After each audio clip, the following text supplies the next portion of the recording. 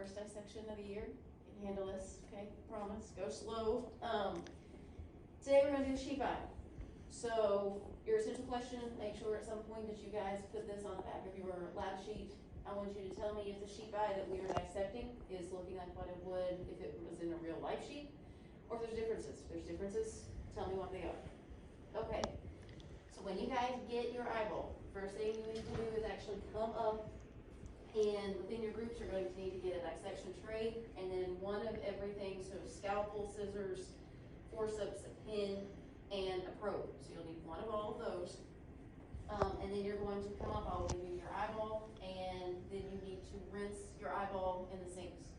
Please make sure you turn the sinks on first. Don't let it splash on you and then splash on your eyeball, since we don't need that. Then, whenever you get back to your desk, you are going to take your eyeball. I'll just put it over here a little bit so you guys can see. Take your eyeball like this.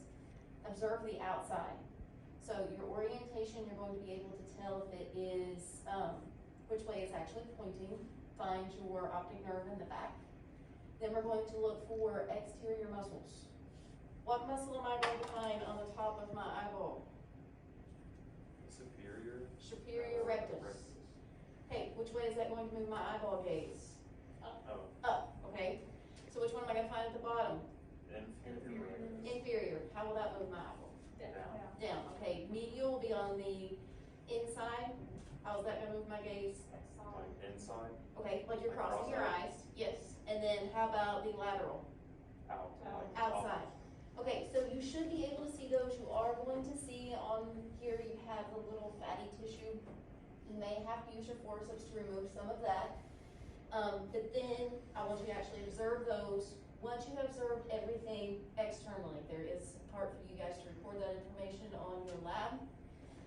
I want you to place your eyeball, I want you to lay it down to where you are looking at it in a horizontal fashion. You're going to take your scalpel, make a small little incision, and then you are going to take your scissors and cut it into the anterior and the posterior portions.